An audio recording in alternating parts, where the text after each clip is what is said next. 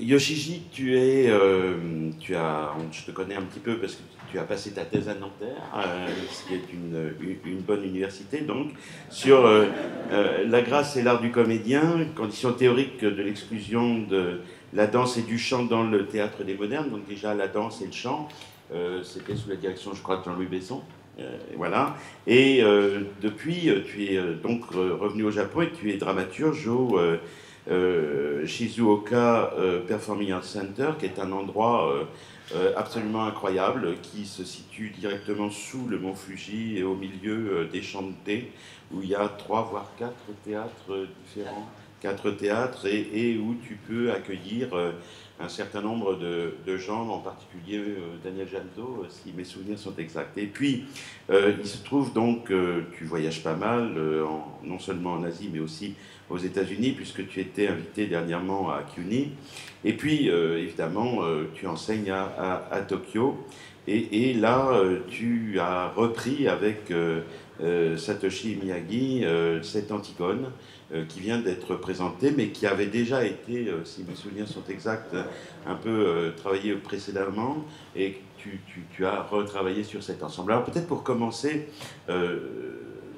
j'aimerais que tu nous donnes à peu près, puisque tu es le dramaturge, la ligne dramaturgique que tu as essayé de soutenir avec le metteur en scène. Parce que, en gros, vous nous présentez à nous, Français, ici, d'Antigone, puis après on parlera peut-être un peu plus loin de la question des transferts culturels, du cœur, toutes ces choses absolument merveilleuses qu'on a vues. Mais est-ce que tu peux nous présenter la ligne de principe de l'interprétation et de la mise en place? Bonjour, merci pour votre présentation. Euh, alors d'abord, je me sens un peu bizarre d'être là parce que je viens à Avignon depuis 10 ans chaque année en tant que festivalier, spectateur. Et là, ça me fait drôle de présenter notre travail à la cour d'honneur. Hein. Et apparemment, c'est la première fois en tant qu'artiste asiatique de présenter un spectacle à la cour d'honneur pour l'ouverture du festival Estra. Et donc, ma fonction dans le théâtre, le SPAC, Shizuoka Public Center, c'est bien le dramaturge. Mais en fait, il faut vous avouer que cette fois-ci, pour cette production, là, comme j'étais absent jusqu'au mois de février, j'étais à New York. Au début du travail, je n'ai pas vraiment participé à la création, mais évidemment, je suis toujours en dialogue avec le metteur en scène Miyagi. Donc, alors, juste pour vous expliquer un peu ce qui s'est passé pour cette production, c'est que il y a 3 ans, après Mahabharata, quand on était à la carrière de Bourbon, donc Olivier Pi a bien aimé notre spectacle. Il nous a demandé à quel lieu on voulait faire un deuxième spectacle dans le festival. Et il nous a proposé plusieurs lieux. On a fait des visites. Hein, et on a beaucoup hésité, mais finalement, Miyagi a décidé de le faire à la cour d'honneur hein, qu'ils avaient proposé. C'était donc leur première proposition. Mais on a beaucoup hésité, mais apparemment, il voulait le faire à la cour d'honneur, hein, surtout parce que c'est un lieu symbolique hein, de la valeur occidentale, plus ou moins. Donc ce serait plutôt drôle de le faire un spectacle asiatique là-bas. Bon, et donc oui, et à partir de là, pour certains vous découvrirez demain ou ce soir, mais cette idée de travailler en effet sur cette eau qui est celle du Styx, de faire intervenir un Charon, mais qui est un Charon qui est aussi un personnage de la mythologie japonaise. Voilà. Comment se passe la réflexion de quelqu'un qui doit opérer une sorte de transfert culturel entre un des textes les plus connus de la culture occidentale et un réservoir d'images, de pensées, de significations japonais. Alors, dans cette mise en scène d'Antigone, d'abord, on a choisi la tragédie grecque aussi parce que la culture grecque, c'est une culture polythéiste, et il y a quand même pas mal de choses communes avec la culture japonaise, qui est aussi un polythéiste. Et là, on a fait recours à quelques images bouddhistes. Et là, on a choisi Antigone parce que Miyagi dit qu'actuellement, il y a beaucoup de conflits et de guerres partout dans ce monde. Et c'est surtout à cause de la pensée, disons, manichéenne, qui divise tous les êtres humains en deux catégories. Les bons et les méchants, etc. Mais est-ce qu'ils vont à l'enfer, est-ce qu'ils vont au paradis? Mais il dit que dans le bouddhisme japonais, il n'y a pas vraiment cette manière de penser. C'est vrai que dans la culture populaire japonaise, on appelle tous les morts Hotoke, Bouddha. C'est-à-dire que quand il meurt, tout le monde devient Bouddha. C'est-à-dire que, en fait, devenir Bouddha ou atteindre le nirvana dans le bouddhisme, c'est-à-dire qu'ils comprennent quelque chose. Ils comprennent la logique du monde pour pouvoir accepter le monde. Ça, c'est devenir le Bouddha. Et on pense que tout le monde peut devenir ça. Et donc cette manière de penser peut peut-être contribuer à faire face à ce problème. Alors là, on avait discuté tout à l'heure avec Pierre-Juliet de Lacombe justement sur ce que nous, on a retrouvé du côté grec, c'est-à-dire votre manière de démarrer par quelque chose qui est de l'ordre de la théâtralité exacerbée, de la farce, du rapport au public, où on raconte d'abord l'histoire. Et donc, et ça correspond complètement à ce qu'on sait, nous, de la tragédie grecque, en tout cas de la manière dont elle était proposée. Et puis une fin qui est une fin relativement festive, où d'une certaine manière, on se met en cercle pour arriver à quelque chose qui est de l'ordre de peut-être apaiser les âmes des morts qui, alors pour nous, elles sont en train d'errer avant de traverser complètement le Styx. Justement, j'aimerais bien l'avis de Pierre là-dessus. Oui, non, d'abord je vais répéter ce que j'ai dit ce matin, c'est un spectacle prodigieux, parce que, alors il y a cette différence culturelle peut-être que moi j'ai pas senti, parce que c'est du théâtre. Et comme disait un critique anglais, le théâtre, partout dans le monde, c'est un personnage A qui représente un personnage B devant une personne C qui ne représente personne.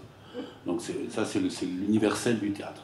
Et pour que ça marche, il faut que ce monde de la représentation soit un monde consistant, massif, etc. Et c'est ce qu'on voit tout de suite avec le fait que le théâtre est là avant même qu'on soit vraiment assis.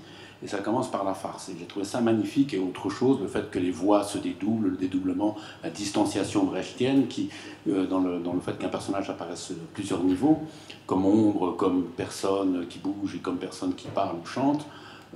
Donc ça, cette distanciation crée paradoxalement une émotion et une présence physique énorme au-delà de toutes les tentatives d'incarnation à la chrétienne, justement, quand on veut qu'un personnage se retrouve dans un acteur, ce qui marche difficilement. Là c'est l'espace crée, la mise en espace et la pluralité crée cette présence. Et alors, donc, c'est vrai que moi, je voulais demandé justement par rapport, c'est l'importance du chœur. C'est-à-dire que, est-ce que vous êtes parti de là, ou donc est-ce que vous êtes 30, c'est ça, avec les musiciens. Donc cette masse est présente et les personnages s'en sortent du chœur, comme c'était le cas dans la tragédie grecque, et rentrent dans le chœur finalement. Donc le groupe, donc, qui errant sur l'eau, dans ce monde de l'au-delà, donc, est premier.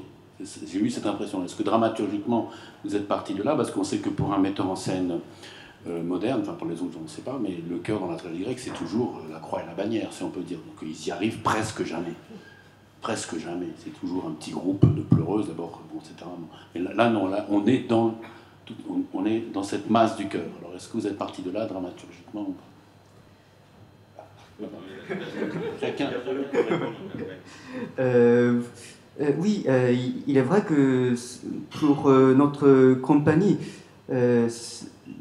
comment dire, cette manière d'être en collectivité est assez importante. Hein. C'est-à-dire que donc là, peut-être que on dit aussi que la tragédie grecque est née du cours. Et chez nous aussi, en fait, donc c'est une compagnie permanente, plus ou moins. Et quand on travaille toujours collectivement. Et d'abord, en fait, là, ils sont 29 sur scène pour Antigone, mais d'abord, ils se distribuent des rôles entre chacun. C'est-à-dire qu'il n'y a pas de musicien, ils répètent entre eux, et donc certains essayent de dire le texte, certains essayent de bouger avec ça, et certains essayent de faire de la musique avec ça, et donc on se fait une distribution provisoire pour chaque partie, et c'est à la fin que le metteur en scène décide quel rôle celui-ci m'a pas joué, celui-là n'avait pas joué, etc. Donc, c'est vrai que cette manière d'être en collectivité est très importante. Hein, et dans cette mise en scène, donc là, parce que la thématique... Oui, non, je voulais simplement pour revenir à la question du chœur, parce que je pense que ça, c'est absolument capital. Outre, il y a deux choses qui sont étonnantes dans ce spectacle. C'est d'abord qu'on passe par le geste, on démarre par le geste et par quelque chose qui est entre la gestuelle et la chorégraphie, et c'est la source, si je puis dire, de cette tragédie. Puis après, on passe à la farce, au résumé, et pendant tout le temps, il y aura une ponctuation ou plus qu'une ponctuation musicale. Donc alors nous, évidemment, on voit ça, on voit complètement la tragédie grecque là-dedans, mais vous, c'est aussi le type de théâtre que vous jouez, y compris dans la dissociation entre celui qui chante ou qui déclame et celui qui joue du point de vue gestuel. Donc on a ici une dissociation. Alors pour revenir peut-être au chœur, j'aimerais bien que le politiste nous dise un petit mot là-dessus, si tu veux bien, Frédéric. Sur le chœur. Sur le chœur, on en avait discuté, d'ailleurs j'ai eu la chance de voir ce spectacle avec Pierre-Juliet de Lacombe, du coup on a pas mal échangé avant, après, et je veux dire, l'éclairage mutuel qui était le nôtre était tout à fait intéressant. Moi peut-être sur le chœur, je voudrais peut-être plutôt revenir sur le chœur de l'histoire, si tu me permets, même si le chœur fait partie du cœur de l'histoire, et revenir à l'histoire d'Antigone, parce que évidemment chacun ici au moins la connaît, ce qui fait que les gens qui vont voir ce spectacle ce soir pourront peut-être avoir quelques clés. Moi ce qui m'a absolument fasciné dans la pièce, parce qu'on a beaucoup insisté sur la performance de la dramaturgie, la mise en scène, mais le texte est quand même restitué assez fidèlement, ça il faut le dire, parce que quand on lit les critiques dans la presse, on a l'impression finalement que c'est une interprétation très libre, mais en fait, il me semble que le texte, l'esprit du texte est quand même très très présent dans la pièce, donc on s'y retrouve pleinement. Et oui, on peut même supposer que la critique du Monde n'a pas lu Antigone depuis probablement... Voilà, moi je ne me sens pas assez autorisé pour le dire, mais c'était l'impression évidemment que ça donnait. Donc si on en revient effectivement à cette histoire d'Antigone, et évidemment aux lectures multiples qui peuvent en être faites, moi il y avait deux peut dire questions ou interrogations sur lesquelles j'aimerais bien avoir le sentiment de Yoshiji. D'abord, la première, c'est que on se rend compte quand même de l'extrême modernité de la question, on pourrait dire, de la place, la place des femmes est très centrale dans la pièce et revient régulièrement. On se rend compte, et souvent d'ailleurs dans la manière dont on résume la trame, l'histoire d'Antigone, c'est un aspect qui est assez passé au second plan. On me dit c'est la raison d'État contre le droit individuel, la dignité, etc. Mais à plusieurs reprises, effectivement, Créon manifeste le fait qu'il ne supporte pas qu'une femme ose mettre en cause son autorité. C'est-à-dire que du coup, on a envie de se dire, bon, est-ce que si Antigone avait été un des troisième frère de la famille, est-ce qu'il se comportait un peu différemment? Est-ce qu'il aurait été moins choqué? Est-ce qu'il aurait été plus dans le compromis? Bon, c'est la première question qui est quand même très très présente. Alors, lié à ça, il y a un personnage qui est dans la pièce de Sophocle qui n'est pas représenté, c'est la femme de Créon, me semble-t-il. Là, c'était Pierre Judet qui avait attiré mon attention là-dessus. Et donc, du coup, on a l'impression finalement que pourquoi finalement avoir écarté aussi le rôle de cette autre femme. Moi, ce qui me semble intéressant, c'est que ça permet au moins de polariser sur un point qui est très essentiel, à mon avis, dans le trouble que crée Antigone chez Créon, c'est qu'elle ne joue pas simplement de la compassion, elle invoque d'autres lois plus puissantes, qui sont les lois divines. Elle ne se contente pas d'implorer la pitié de Créon au nom du respect de la famille, des traditions. Elle propose un contre-ordre. Alors là, elle transgresse 2 fois plus, quoi. Donc, je ne sais pas ce que vous pensez de cette remarque et donc de ces invitations, peut-être à nous livrer un peu ce sur quoi vous avez voulu quand même mettre l'accent dans cette pièce et la façon dont vous lisez, y compris d'un point de vue, pour dire japonais, cette allégorie politique et morale. Yoshiji, alors juste ce qu'on disait, heureusement qu'il n'y a pas eu de troisième frère, parce que c'est lui qui aurait régné. Ah oui, c'est ça, c'est un peu absurde, mais en même temps, bon, essayons d'imaginer. Ouais, allons-y. Oui, il y a beaucoup de choses à raconter. D'abord, par rapport à la traduction et l'adaptation, en fait, peut-être que vous avez remarqué avec les surtitres, hein, mais le texte est peut-être un petit peu plus politique, hein, que le texte, ce qu'on appelle la traduction fidèle du texte grec. Hein. C'est-à-dire que souvent, la cité est traduite par le pays. Donc, ça fait référence au nationalisme actuel japonais, plus précisément aussi, parce que le traducteur, c'est un analyste qui a vécu la Seconde Guerre mondiale et qui est décédé récemment à cause de la maladie causée par la bombe atomique, hein, et puis, par rapport à l'absence de la femme de Créon, je pense que ce n'était pas vraiment nécessaire parce que dans cette mise en scène d'Antigone, la vision d'Antigone était très présente, peut-être par rapport à d'autres maîtres en scène, c'est-à-dire que dès le début, ça représente le monde des morts, hein, où tout le monde est égal, et c'est à partir de là que ça commence. Hein. Donc, déjà, le cadre est fait par un État, disons, anarchique. Là, oui, il n'y a pas d'État. Et ça, ah oui, pour revenir encore à la question de tout à l'heure, là, on est parti, pour le chœur aussi, on est parti par une pratique traditionnelle japonaise qui s'appelle la danse du bon, qui est une danse pour accueillir les morts. On le fait, encore chaque été, et c'est une danse très simple, mais là, il n'y a pas de hiérarchie. On danse tous en rond comme ça, avec une chorégraphie très simple, et on est censé danser avec des morts. C'est parce que tous les morts sont égaux que tout le monde danse en rond, sans différencier le statut social, etc.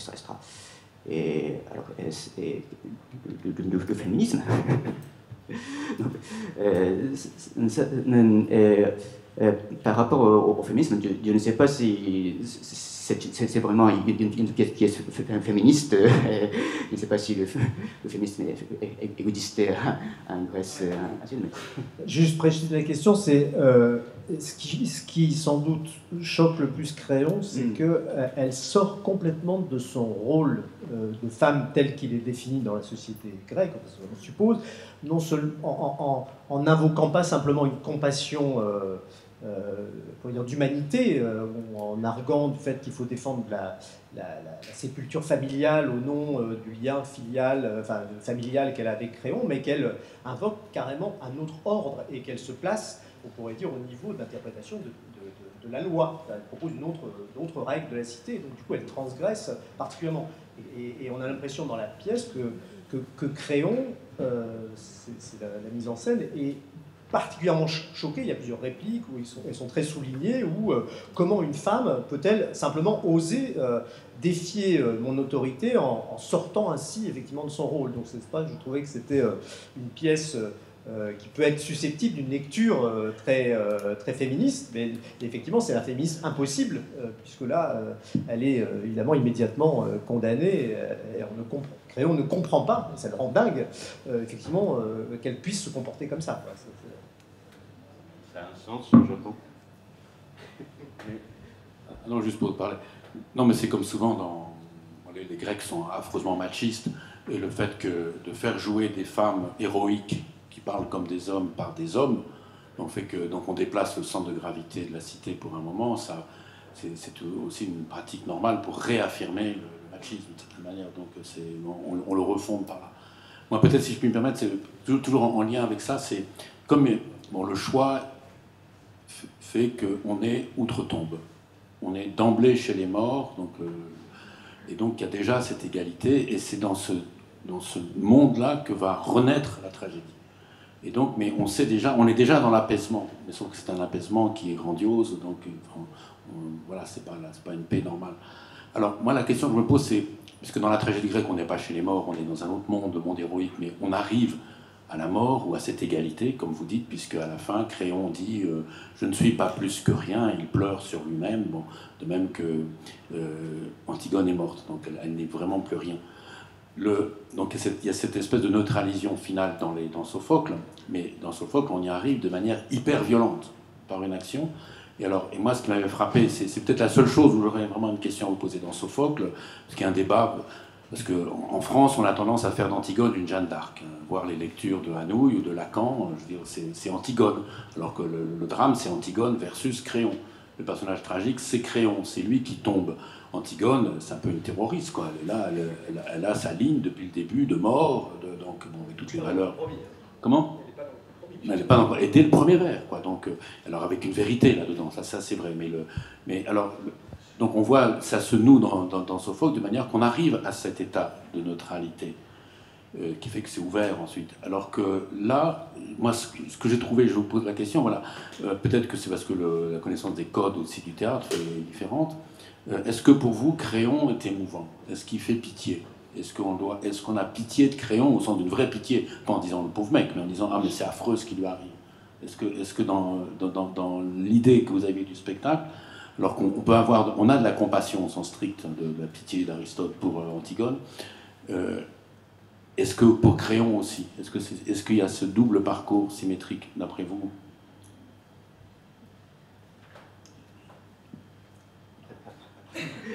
Ah, oui, je pense que oui, dans un certain sens, hein, Quand j'ai discuté avec l'acteur qui joue Créon, il disait qu'il voulait le jouer en sorte que ça peut apparaître comme comment dire, un Bouddha médecin. Il y a une figure qui s'appelle le Bouddha médecin, Yakushin-Yōrai, qui se trouve souvent dans le temple japonais. Donc, c'est un Bouddha assez clément, généreux, qui essaie de sauver les gens, etc. Donc, au moins, dans sa tête, il pense que c'est quand même quelqu'un qui essaie de sauver la nation, sauver le peuple, etc., qui se charge d'une responsabilité assez importante. Et c'est pour ça que, pour notre part, le deuxième cosmos avec Créon, c'est aussi assez important. Donc, ce n'est pas toujours, ce n'est pas pour dire que la vision d'Antigone est une vision absolue non plus. Ce qui m'intéresse bien pour terminer la question de la matinée qu'on a entendu traiter avec l'ethnologie, c'est qu'on a un très beau travail ici, non seulement dans Sophocle, mais par rapport à votre mise en scène, sur le rite. Parce qu'au fond, qu'est-ce que fait Créon? Il interdit un rite qu'elle performe. Et elle performe ce rite contre un interdit politique qui va contre le rite. Et au fond, elle finit elle-même par être enterrée, à proprement parler, puisque recouverte par la grotte. Et donc, il y a quelque chose qui résonnait très bien avec ce qui était dit ce matin, sur d'un côté le rite pour du pouvoir, et de l'autre côté du rite de la contestation, et les deux sont parfaitement mis en scène, c'est-à-dire on les voit à proprement parler, avec comme conclusion votre rite final dont vous avez parlé tout à l'heure, qui permet en fait ce qu'on appelait une sociogénèse, c'est-à-dire un retour à l'intérieur du jeu et à l'intérieur du moment où on a l'impression que le théâtre a servi à une chose, en effet, c'est à nous permettre d'une certaine manière, de sauver les âmes des morts, et en tout cas d'enterrer les morts pour nous-mêmes. Donc là, on a quelque chose du côté du transfert culturel, et c'est pour ça qu'on a tous été touchés par ça, parce que ce n'est pas un problème d'universalisme, mot compliqué pour tout ça, mais au contraire de transfert. Alors, on peut, si vous voulez bien, justement, sur l'idée du transfert culturel et de ce que vous avez voulu faire, peut-être pas d'universel, mais au contraire de jeu de lien entre le rite et les différentes questions anthropologiques dont on a parlé ce matin. Qu'est-ce qui vous lirait là-dedans, dans cette mise en scène? Pourquoi, par exemple, à la fin, cette danse, elle sert à quoi?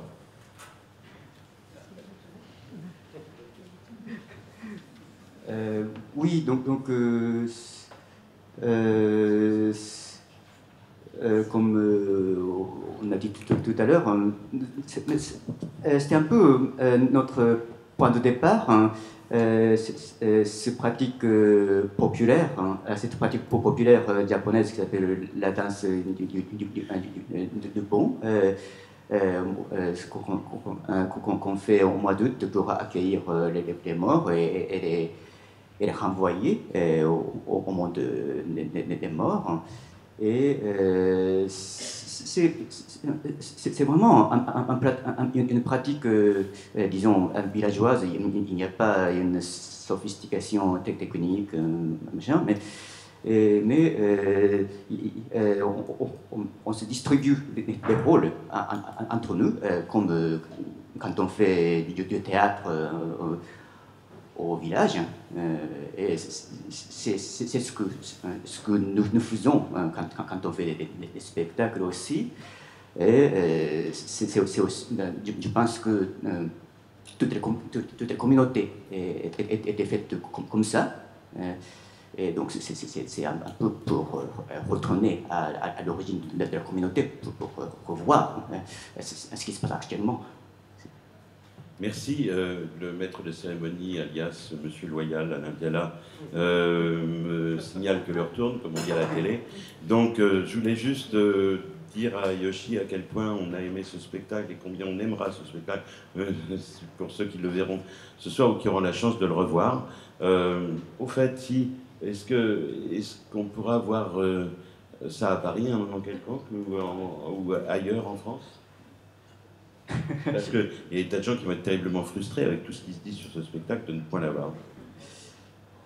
Alors, si quelqu'un veut bien trouver un mètre de 30 mètres de hauteur, un plateau de une ouverture pareille, peut-être qu'on serait ravis de le rejouer. Et vous fournirez l'eau. Voilà, l'eau, ça va. Merci infiniment, Yoshi. Et merci à Pierre et merci à Frédéric.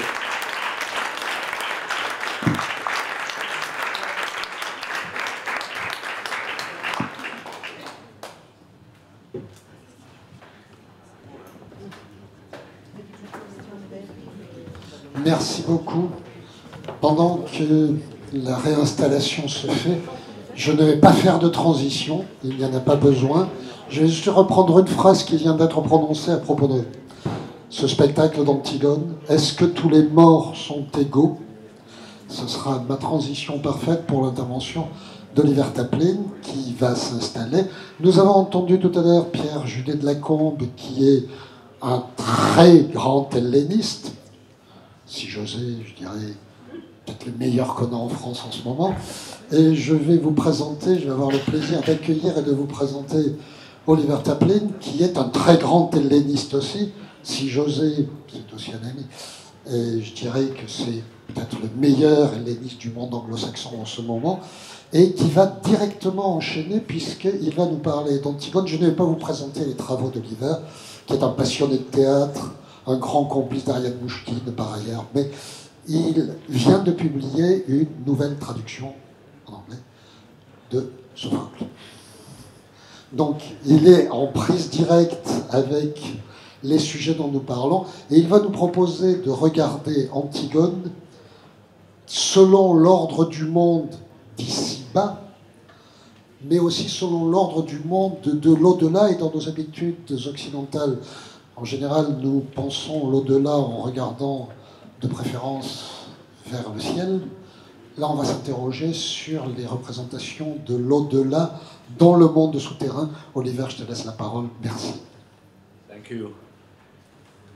Is this working? Yes. Liturgi. I'm delighted to have been invited both to be here in Avignon and to participate in collaboration between research and creativity, which has always been a passion of mine. And I can't wait to see this evening the performance of Antigone. Whether what I have to say about it is in keeping with it or indifferent, from what I saw, it has some things in common and some things not in common. We shall see. There is plenty of room for flexibility.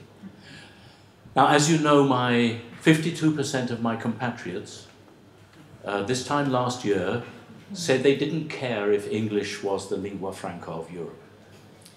And so now I shall go on in French.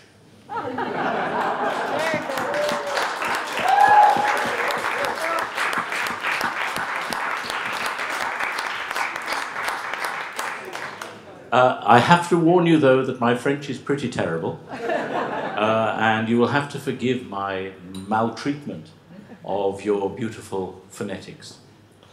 But better my incompetent French than presumptuous English.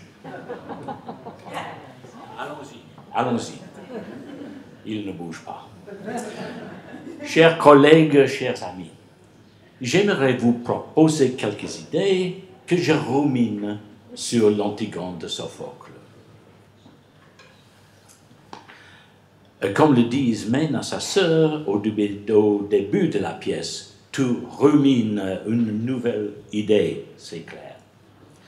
Permettez-moi donc d'imaginer que je sois dramaturge, only an imaginary one, not like Yossiji San, who is a real one. Et que je travaille sur une nouvelle mise en scène de la pièce. J'aimerais proposer une démarche qui mettrait en évidence deux questions qui me paraissent être d'une grande urgence contemporaine. Comme je viens de dire dans ma langue insulaire, je ne sais point si cette démarche résonne avec la réduction du Shizuoka Performing Arts Center que j'attends voir ce soir avec beaucoup d'impatience. Mais qu'elle résonne ou pas, c'est parce qu'elle est si riche en thèmes et en questions qui sont encore inlassablement urgents de nos jours que cette pièce a été tant mise en scène et tant discutée. En tant que dramaturge alors, j'essaierai de convaincre mon metteur en scène et mon scénographe, ou plutôt de vous convaincre, d'aborder les questions centrales de la pièce en les situant dans le contexte de ce qu'on pourrait nommer l'axe vertical. L'axe vertical de la vision grecque du cosmos. Si l'on demande à un spécialiste des études grecques comment se compose cet axe, probablement dirait-il que cette vision comporte 3 niveaux. Là-haut, dans l'éther, la sphère des dieux, ou plus précisément les dieux d'Olympe. Puis, la terre, Gaïa ou Gaïa, le territoire de nous mortels, mais souvent fréquenté par les dieux de manière diverse. Et finalement, le royaume et le domaine de Hadès, le monde des morts. Maintenant, je dois être jongleur. Le domaine de Hadès, le monde des morts. Ce dernier monde est souvent évoqué comme ténébreux et sans soleil. C'est bien loin des visions que nous sommes plus familières de l'au-delà, comme un paradis céleste. Pour ma mise en scène, j'aimerais également trouver un moyen pour présenter une autre division qui me semble importante. J'ai en tête une deuxième séparation au niveau de la Terre, une subdivision entre l'au-dessus de la Terre, où nous vivons, habitons et respirons, et l'au-dessous de la Terre, qui n'est pas aussi bas que le monde des morts proprement dit, mais qui est aussi bas que les humains peuvent y creuser. Dans la pièce, la signifiance de cette subdivision est révélée par Tiresias, le devin aveugle. On prétend souvent que Tiresias donne raison à Antigone, mais en fait, il ne dit rien, ni de son éthique, ni de son motif, ni de sa croyance religieuse. Ce qu'il dit et ce qu'il redit, c'est que Créon a tort. Touché par l'accusation qu'il s'agit uniquement pour en tirer des bénéfices financiers, Tiresias offre à Créon une prophétie désastreuse. Il prédit que Créon va très bientôt perdre un des siens, issu de propre sang, afin de payer pour ce qu'il a fait. Bon. So you have the quotation of the lines I'm interested in. You see there the Greek, then my own translation, not yet published, and the translation of Florence Dupont, Paris l'Arche 2007. So I just have 4 quotations. I shall read you my English. This is to pay for thrusting down below one from this world above, resettling a living spirit in the tomb, whilst also keeping here above a corpse belonging to the gods below, unportioned and unburied and unhallowed. Les répétitions de au-dessus et en bas ici signifiaient au-dessus de la surface de la terre où demeurent les vivants et au-dessous de la surface de la terre où les cadavres sont enterrés. Ceci n'est donc ni simplement une question ni de coutume ni de propriété. Elle constitue, en quelque sorte, un impératif cosmique que Créon a clairement rompu. Créon et Antigone ont tous les deux confiance que les dieux soutiennent leurs positions respectives. L'attitude de Créon, que les dieux de la cité approuvent sa vision des priorités politiques, s'avère définitivement mauvaise. Est-ce que cela veut dire alors qu'Antigone a raison? Si on le situe de nouveau dans le contexte de mon axe vertical, ce qui est frappant, c'est l'importance dévorante qu'elle accorde aux morts, et spécifiquement aux morts de sa propre famille. Les morts, lui, sont plus importants que ceux qui sont en vie. Ce point de vue amène à quelques affirmations contestables. Donc, dans la première scène de la pièce, lors de sa dispute avec sa sœur Ismène, Antigone affirme quelque chose qui est beaucoup plus étrange que l'on admet généralement.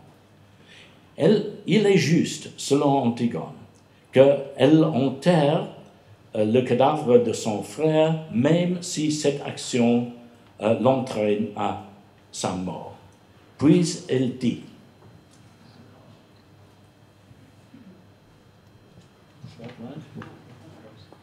no? Wrong piece? Back?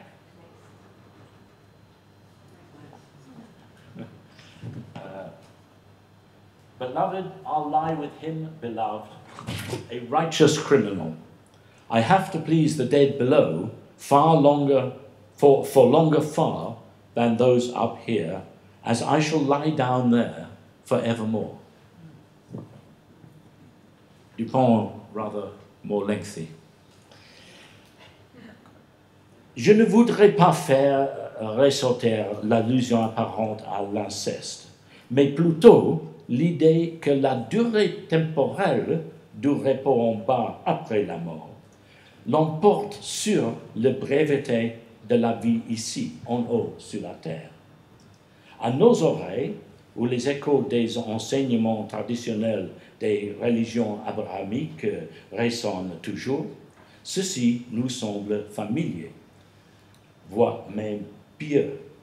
Mais pour les Grecs anciens, cela aurait sonné bizarre, car le royaume de Hadès ne connaît ni jour, ni nuit, ni saison, ni année. D'ailleurs, au temps de Sophocle, il n'y a parmi les spectateurs ni de croyance commune qu'après la mort, les humains sont réunis avec le sien, ni de croyance que les morts ressentent des émotions, soit de joie, soit d'amour. En général, les arguments d'Antigone sont beaucoup plus négatifs que positifs. La seule valeur positive et persistante qu'elle possède, c'est son dévouement aux morts et au monde de au-dessous, le monde d'en bas.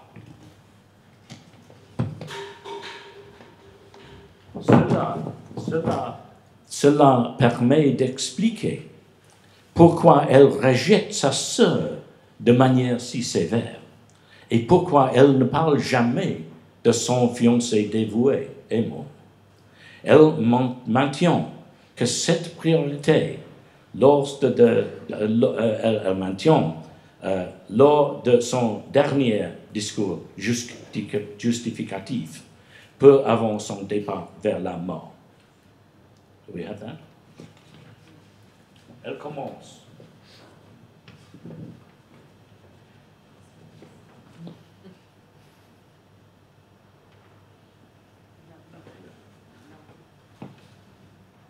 my tomb, my bridal chamber, and my deep dug house, my cell forever.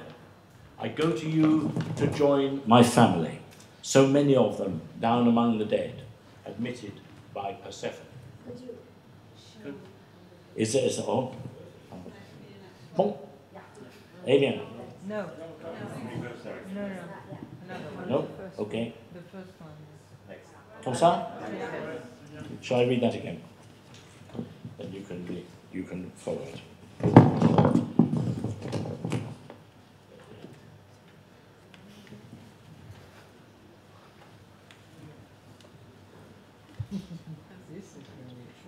My home, my bridal chamber, and my deep dug house, my cell forever, I go to you to join my family, so many of them down among the dead, admitted by Persephone. And then she goes on.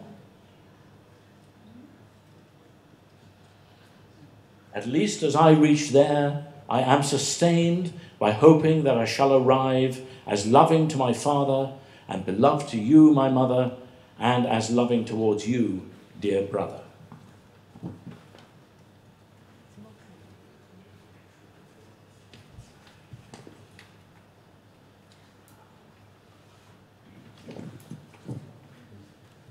La notion que la mort vaut la peine si dans un au-delà quelconque l'on est accueilli par sa famille bras ouverts ne sont peut-être pas bizarres à nos oreilles.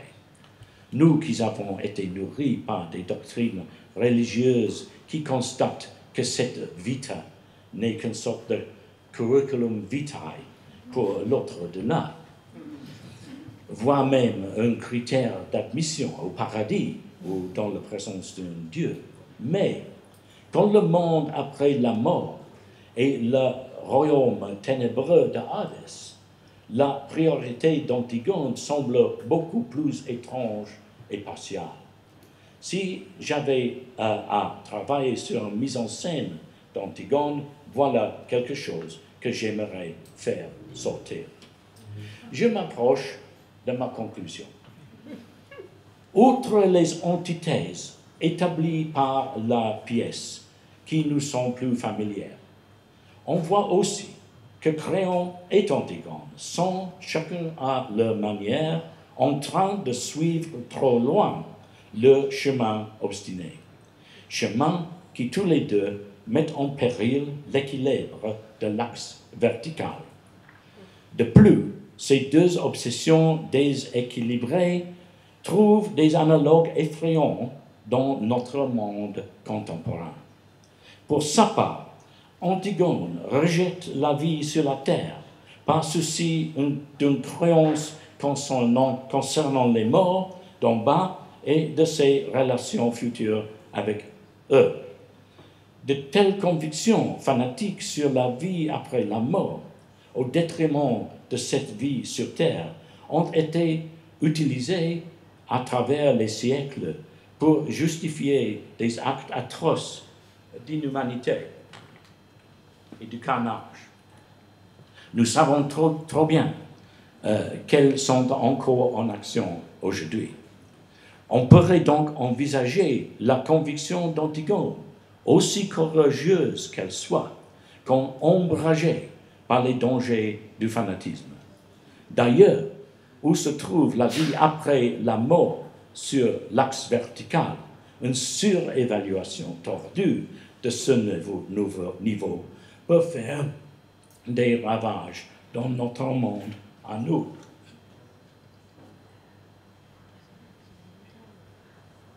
Dernier paragraphe. De sa façon, Créon tente de piétiner la division fondamentale entre l'au-dessus de la terre et l'en bas. Sa confiance en soi-même amène, elle aussi, à un fanatisme qui n'est pas moins dangereux que celui d'Antigone. En effet, le sien est peut-être encore plus dangereux. Les descendants de Créon, aujourd'hui, maintiennent que leurs doctrines sociopolitiques sont plus importantes que l'axe vertical et fondamental. Cet axe de Gaïa fixe l'ordre géologique et l'équilibre écologique de la Terre.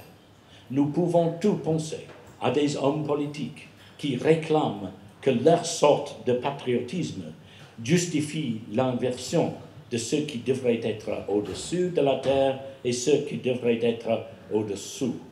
Et ici, je ne pense pas seulement au président actuel des États-Unis. J'ai sans doute mis l'accent sur deux aspects de la pièce de Sophocle parce qu'ils sont des préoccupations particulièrement personnelles. Cependant, j'espère vous avoir convaincu de leur présence dans cette grande pièce, déjà il y a 2500 ans.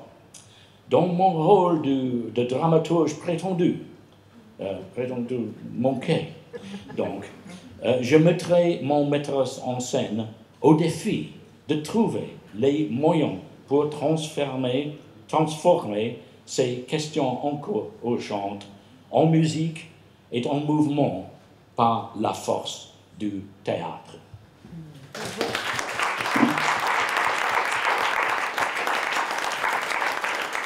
Merci Oliver. Thank you very much indeed. Next time we will speak maybe Greek rather than French or English. Thank you very much again.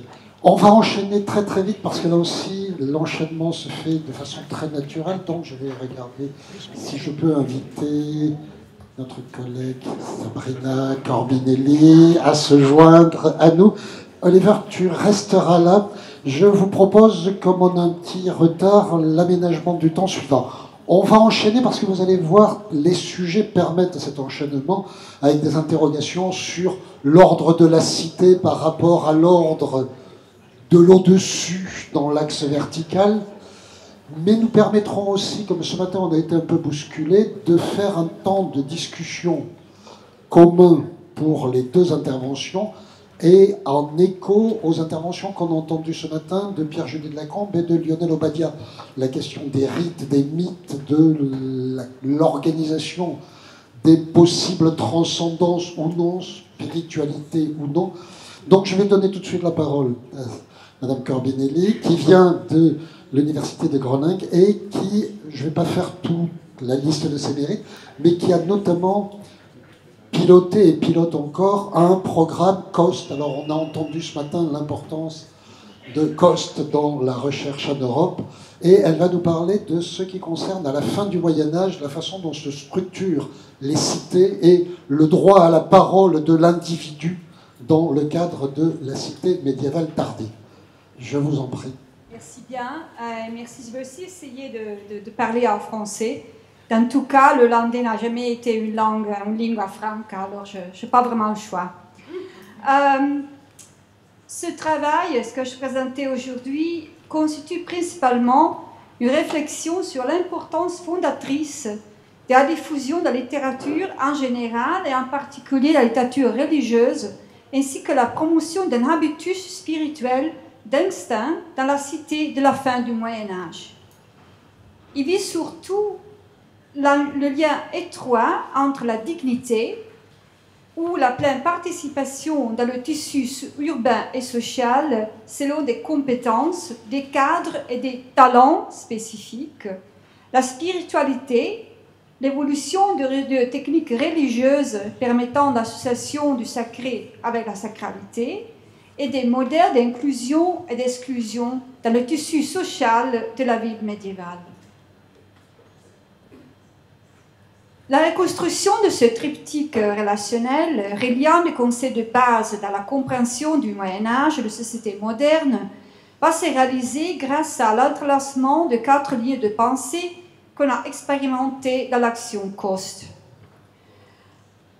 L'éducation du citoyen médiéval, ce que définit la cité du Moyen-Âge comme un centre d'apprentissage, où les citoyens, les nouveaux comme les anciens, sont éduqués dans le but de pouvoir jouer un rôle dans la construction d'un corps civique. Certains aspects moraux et religieux de ces projets éducatifs feront l'objet d'analyses et de discussions dans la recherche de modèles de transmission et de diffusion. 2. Dès lors, ces modèles seront évalués dans un cadre spatial ce qui permettra une cartographie des lieux de transmission de connaissances du savoir et en particulier cartographie des connaissances religieuses. Cette analyse spatiale va fournir un examen détaillé des agents et des espaces impliqués dans la création d'un habitus spécifique. En outre, elle va déterminer où ou comment, selon quelle stratégie, on a diffusé ce mode de dignité et de spiritualité. 3. De cette cartographie d'ailleurs va s'écouler une réflexion sur les liens entre l'individu et la communauté dans le processus d'éducation. En s'écartant ouvertement et de manière radicale du foyer classique de recherche dans la culture médiévale, ce travail proposera un concept original, celui d'une communauté informelle, en dehors des institutions habituelles d'éducation, écoles, universités, et de la foi, le monastère, l'église paroissiale. Cette communauté incorporait des constitutifs essentiels dans la reconstruction de l'éducation des citoyens au Moyen-Âge. En conclusion, je vais considérer très brièvement l'éthique du partage, dans laquelle s'entremêlent les éléments moraux et religieux. Cette idée, essentielle de la compréhension du lien entre la dignité et la spiritualité, va d'ailleurs démontrer la manière dont les recherches dans les cités médiévales puissent servir de laboratoire d'histoire pour analyser et discuter des questions de société. Cela est surtout vrai si on prend en compte des récentes études signées par des spécialistes en neurosciences concernant le neuromiroir et l'empathie. Alors, je ne suis pas un spécialiste en neurosciences, j'espère que ça peut dire des bêtises, mais pour moi, c'était très intéressant d'utiliser ces concepts dans la recherche. Si je manque, comme j'ai dit, d'expériences spécifiques dans ces domaines, la prise en compte de l'importance de promouvoir une empathie croissante vers des groupes plus grands, d'élargir le groupe comme dirait le neuroscientifique, et de développer la compréhension de la conscience des sentiments et des perceptions de la réalité d'autrui me semble quand même tout à fait fascinant. L'enjeu principal là, c'est le développement d'une capacité de connexion et de résonance. Sous cette lumière, comme l'affirme le neuroscientifique, l'expérience des arts et des littératures représente l'une des stratégies les plus efficaces dans l'apprentissage des émotions. Écouter la musique, regarder un film ou une pièce de théâtre, lire un roman sont autant de stratégies essentielles dans le développement de citoyens empathiques. Et l'interaction humaine s'en trouve améliorée de manière significative. Pour donner plus de chair, d'illustrer de façon plus cohérente, je vais me concentrer sur un seul cas d'étude spécifique. C'est ce qu'on fait dans l'action COST, une combinaison de micro et macro histoire. Alors je vais me concentrer sur je vous invite au voyage à l'une des villes les plus connues de l'Italie médiévale, Sienne. On connaît cette ville surtout grâce à la peinture du Buon Governo, la bonne gouvernance d'Ambrogio Lorenzetti.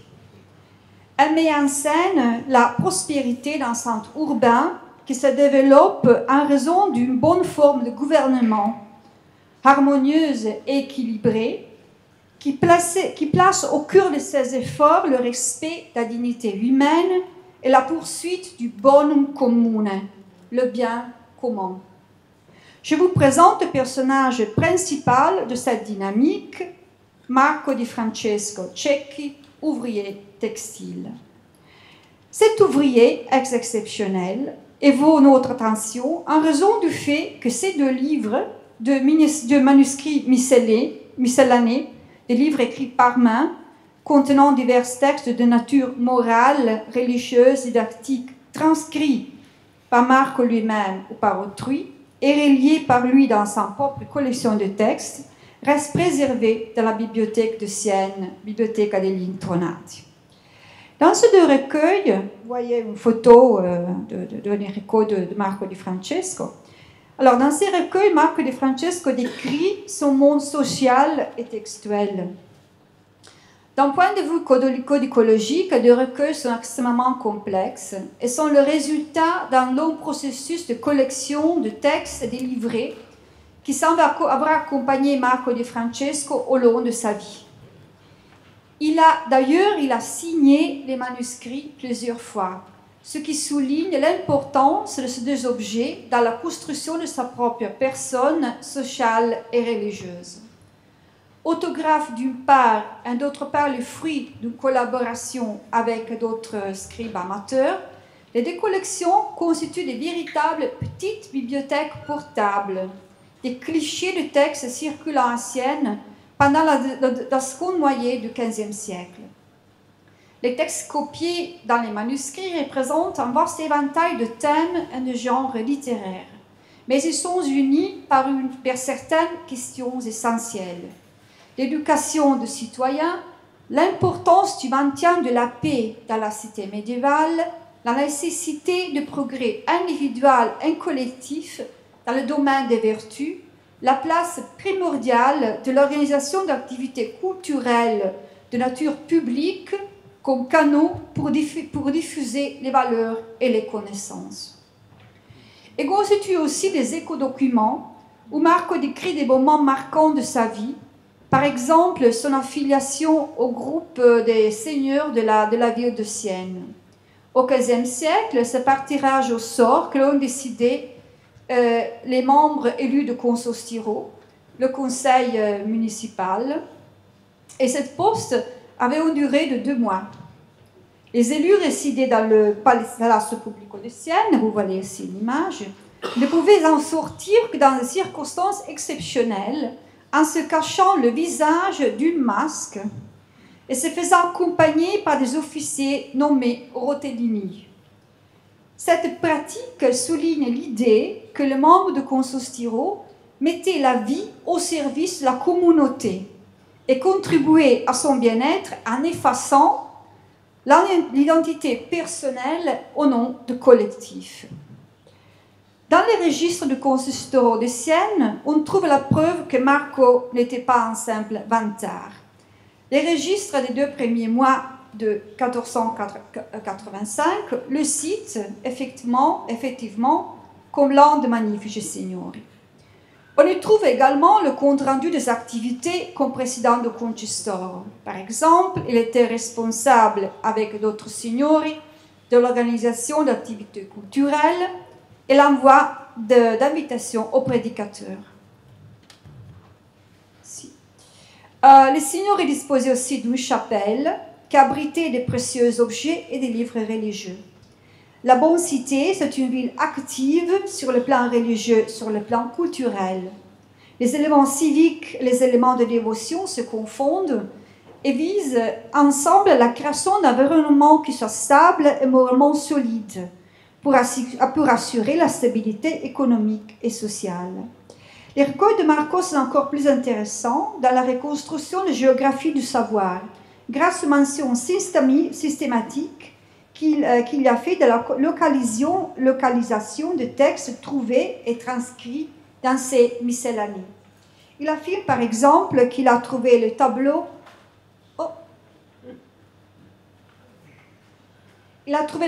des informations sur les principes de la base de la foi chrétienne dans la cathédrale de Sienne, qu'il a copié les sermons d'Augustin sur la paix d'un modèle dans le palais de la résidence des seigneurs de Sienne.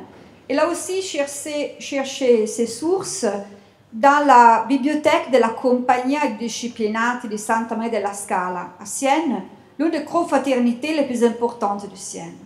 En effet, la Compagnie, vous voyez aussi l'image de la Compagnie, existe toujours, disposait d'une bibliothèque, elle aussi, aux livres enchaînés, où les confrères avaient le droit de lire et transcrire des livres. La transmission du savoir et des vertus civiques comme religieuses se révèle être une activité communale, créée, valorisée et nourrie par un sens profond de comportement éthique qui s'exprime dans le partage des livres et des connaissances textuelles. Ces communautés informelles, établies dans le cadre d'associations bénévoles, promouvant la cohésion sociale par la pratique d'œuvres de miséricorde, traditionnellement nourrir les affamés, donner à boire aux assoiffés, vêtir ceux qui sont nus, ensevelir les morts, accueillir les étrangers, assister les malades, visiter les prisonniers, qui préservaient la dignité du concitoyen en le réintégrant dans le tissu social. Marco va plus loin d'autres en créant sa propre identité comme lecteur. Dans plusieurs des passages de ce recueil, il souligne l'importance de posséder et lire des textes que diriger à bien vivre et que lui donner du plaisir et de l'autoconsolation. On trouve le même thème dans les notes de Marco sur les textes dans les 2 sermons du prédicateur Corobino da Spoleto, choisi dans le sermon conservé dans la cathédrale de Sienne pendant la carême de 1477. Il rappelle aux lecteurs futurs que devront chérir ces recueils et il met en avant l'importance des leçons vraies et dignes. Frappé par le fond de l'utilité du sermon, qui souligne l'intérêt de participer dans le processus de transmission du savoir, de communiquer des textes pieux et moraux, je vais terminer, il s'engage dans la diffusion plus large de leur message au sein de sa famille et de son réseau professionnel. Marc est motivé dans ses activités textuelles par la conviction que l'incombe la tâche de partager et de diffuser ses connaissances écrites. Sa loyauté à la cité s'est traduite dans le service de Consostiro comme membre. De même, Marco prend les instructions de Corubino à la lettre et les met en œuvre en transcrivant et diffusant des textes. Il s'engage dans les activités de lecture et ensuite il en opérationnalise les leçons morales. La lecture, la transcription, la diffusion des textes, c'est beaucoup plus qu'une manifestation de ses capacités littéraires, puisque ces activités sont transformées dans un véritable comportement éthique. Qui plus est, on peut interpréter les références très ouvertes aux endroits où il a trouvé ces textes sous le même angle. Il en résulte en quelque sorte une cartographie de Sienne qui la révèle comme lieu de savoir, comme une cité au lecteur, où l'on peut consulter, lire et copier des textes. Dans le désir d'être le sel de la terre, parmi sa propre communauté, il a la conviction profonde que les activités liées à la lecture ont le pouvoir de transformer la société. On ne peut pas surestimer l'importance de la lecture et capacité littéraire dans les sociétés prémodernes et modernes, pour l'éducation des citoyens responsables. Son importance primordiale se voit parfaitement, par exemple, dans la visualisation de la série Memling du peintre Cain de Wiley. À l'instar des portraits de Memling, où les sujets avaient choisi de se faire représenter avec un livre pour faire preuve de leur littéralité et leur dévotion, dans les portraits de Wiley, les jeunes hommes afro-américains visent une révolution tranquille en exposant leur littéralité dans un contexte inhabituel. Parmi les groupes sociaux caractérisés par le bas niveau d'exposition à la littéralité, aux livres et à la lecture, ces sujets deviennent des modèles, des agents de changement et de transformation. En quoi les activités textuelles de Marco nous aident-elles à reconstruire les 4 lignes de pensée présentées au début de cette intervention? Il est clair que Marc assume ses responsabilités dans l'éducation de concitoyens. L'un représentait l'intellectuel ou un spécialiste de l'éducation et des arts, il se manifeste comme un citoyen responsable en s'engageant activement dans des activités textuelles ayant un impact sur le propre réseau personnel. Cet impact sera senti aussi parmi un groupe plus large de lecteurs potentiels de ces manuscrits. Il invite ses lecteurs à s'engager dans un processus d'éducation et autodidactisme, à développer leurs propres talents et de les mettre au service de la communauté civique. En suivant les inscriptions glanées, par exemple, en écoutant les sermons, il développe une éthique basée sur le partage et la diffusion de la connaissance et des valeurs visant le renforcement du lien entre l'individu et la communauté. Cette éthique vise ailleurs le développement d'une approche pratique à la religion, aussi bien que celui des vertus et des talents individuels qu'aux communautaires. Les messages religieux sont transformés dans un comportement social en créant un esprit communautaire, une sensibilité à la douleur et la souffrance d'autrui et une entreprise commune ayant pour but le bien commun. Merci bien. Merci beaucoup. Alors, je vous rassure, il n'est pas méchant. Il joue le rôle de la pendule, mais c'est une obligation du fonctionnement. À propos de ce fonctionnement de la pendule, nous aurons dans un petit moment une pause. Là, nous allons enchaîner avec des questions qui peuvent s'adresser aux deux intervenants qui sont là, mais aussi, comme je l'ai dit tout à l'heure, à Lionel Obadia et à Pierre Judet, que je ne vois plus, mais qui est quelque part il est là, quelque part dans la salle, autour de ces questions qui me frappent pour ma part, dans les 4 cas: dignité, avoir droit à prendre la parole, mais au nom de quoi? Au nom de quelle qualification? Au nom de quel ordre hiérarchique? Au nom de quel rite ou rituel? Enfin, il me semble qu'il y a là une problématique pour qui peut prendre la parole et rétablir l'ordre de la parole ou établir l'ordre de la parole en face des troubles possibles du monde. Il y a peut-être des interrogations de ce type. Donc pendant quelques minutes, les questions sont à vous. La parole est à qui souhaite la prendre, soit parmi les intervenants, soit parmi le public. Pierre Livet. Merci. J'ai une première question sur Antigone. Dans la lecture que j'avais faite il y a quelque temps, il me semblait que l'opposition entre Créon et Antigone allait croissant, c'est-à-dire qu'il ne représentait pas, peut-être pour Antigone au début, mais pour Créon, il était plutôt conciliant au début, enfin à peu près, et que donc c'était l'antagonisme des deux, l'interaction entre les deux, qui faisait que les positions, comme vous l'avez dit, devenaient complètement incompatibles et extrémistes, finalement, toutes les deux. Et pour notre Siennois, c'est pas parce qu'il recopiait des textes qui ont une portée spirituelle, éthique, moralisatrice importante. Il faudrait savoir quelles étaient les conditions de ces relations. Par exemple, je ne sais pas, s'il y avait des livres de contes où on voit qu'il pratiquait quelques...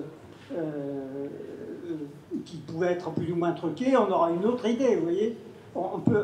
Ça peut être aussi bien un genre de pharisien, au fond, que quelqu'un qui vraiment participe du bien commun.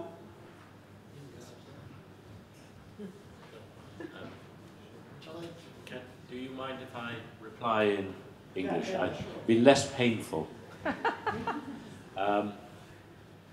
Yes, I mean, with Créon, you know, his initial starting position seems very reasonable, and gradually he appears more and more unreasonable, and so that in the end he is condemned by Tiresias, and it raises the question that Pierre-Jules de la Combe was raising earlier, which is, in the final scene, do we pity him? And it seems to me we do pity a certain kind of fall from power. With Antigone, I was trying to say something. So often she is treated as perfection, as if her idealism and her purity and her youth make her unquestionable. And what I wanted to say is that there are things about her that are questionable.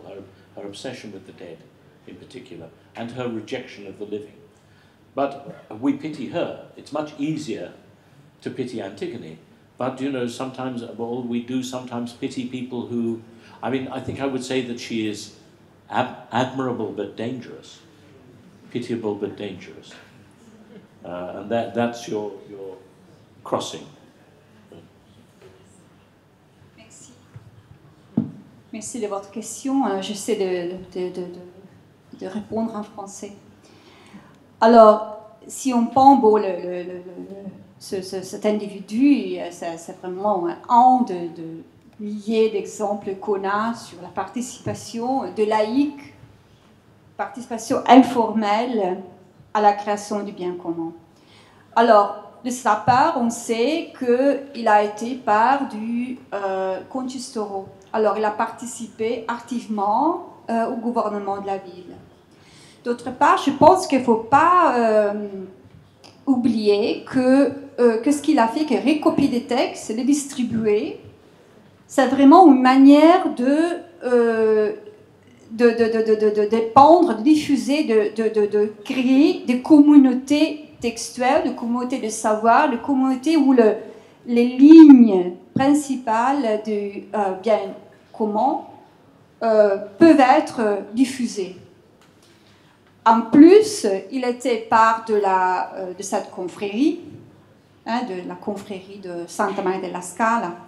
Alors, il était vraiment, même du point de vue, pratique, engagé dans des activités de miséricorde pour préserver la dignité d'autres citoyens, de contribuer très personnellement à ces activités. Ce sont activités textuelles, activités politiques, des activités morales, et aussi des activités religieuses qui, d'après moi, avaient un but commun, c'est créer une situation pour préserver le bien commun de la ville de Sienne. Et je pense que c'est intéressant, j'ai choisi cet exemple-là. C'est pas un intellectuel, c'est pas quelqu'un qui appartient au groupe vraiment le plus haut de la société.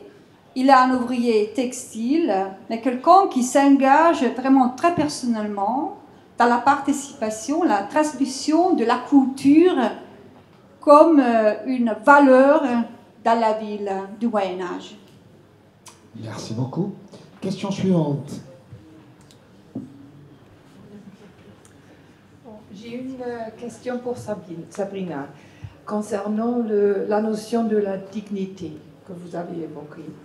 Et je me demande, je n'ai pas tout à fait compris où réside la dignité.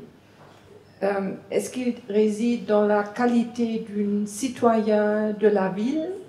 Alors, il faut appartenir à la communauté avec des droits et des traditions, ou est-ce qu'il réside dans la qualité d'être religieux? C'est pas encore la dignité humaine, je pense. Mais... Vaste question. Sabrina. Merci, c'est très complexe. Alors, dans ma présentation, la dignité, ça marche à plusieurs plans. D'une part, il y a la dignité, je l'ai interprétée comme la responsabilité de l'individu. Participer à ces activités et prendre vraiment sa responsabilité en participant à toutes ces activités pour se rendre digne comme citoyen de la ville. Alors, ce n'est pas seulement appartenir, ce n'est pas seulement une question politique, ce n'est pas seulement une question d'être nommé dans une liste. Il y a vraiment, au XVe siècle, dans les villes qu'on a analysées, vraiment la responsabilité de l'individu. La création de sa dignité de citoyen, mais aussi de préserver et d'aider d'autres citoyens à développer leur dignité. Merci. On a encore du temps pour une question. Là, oui, d'accord. Et peut-être une deuxième là-bas et puis... Question for Oliver about the translation. So, I think recherche et création seem to me to come together in the activity of translation in a really extraordinary way. And I was wondering if you could say something about the task of the translator and how you... Je peux reposer ma question en français après si... say something about the task of the translator. C'est une question de savoir un peu de la part d'Oliver qui vient donc de traduire Sophocle. Qu'est-ce que c'est que le travail de traducteur et en quoi c'est à la fois de la recherche et de la création? You can answer in English. In English, Yes, yeah. I love translating. Sometimes I feel I do it out of sheer hedonism. But what I found, I mean, the world is big enough for many different translations. But every translator is doomed to believing that theirs is the best. What I found the most important thing for me is for any, broadly speaking, I only translate verse. And I translate it into verse. So here this is not perhaps so common in France, or perhaps in France verse translations are regarded as somehow archaic or rhetorical. Somehow in English we have a strong contemporary tradition of verse translation and of use of quite strict metrical forms and even a rhyme. For me, the challenge is for each particular kind of verse and each particular kind of diction to find my own voice. And in the end, it's my voice. So it is the strangest. I don't know how many of you tried doing translations. It's the most fascinating for me. Some people can't stand it, but for me, it's as if the Greek goes in one side of my head, and it mixes around in there, and I stretch into my lexicon, and I stretch into my sense of rhythm and sound and musicality and colour, and out comes the translation the other side. Lovely. That's a very impressionistic answer. Pardon, la toute dernière question avant qu'on passe le relais. Merci beaucoup, Monica Di du CNRS. D'abord, je tiens à vous remercier d'avoir parlé en français tous les deux. Vu les événements politiques qui se sont passés il y a un an, je tiens à exprimer combien je regrette que l'Union européenne sorte, que le Royaume-Uni soit sorti de l'Union européenne ou soit sur la voie de sortir. Et il me semble que la communauté scientifique est vraiment un vecteur de coopération européenne qui est très très important. Et je pense que souvent les scientifiques ne sont pas assez conscients combien de responsabilités on porte. La question que je vais vous poser à tous les deux est très simple. En quoi, dans vos thématiques respectives, la coopération transeuropéenne, justement, est importante et vous apporte quelque chose dans l'avancement des connaissances de thèmes que vous étudiez? Difficult question. Répondre en moins de 30 secondes chacun. For me, it has been vital. My academic life and my creative life has made me a European. It has been one of the it has strengthened me to feel European and not to feel insular. It is one reason why I'm so angry and so distressed about what has happened. Sabrina? Dans mon cas, on n'aura pas de ma recherche.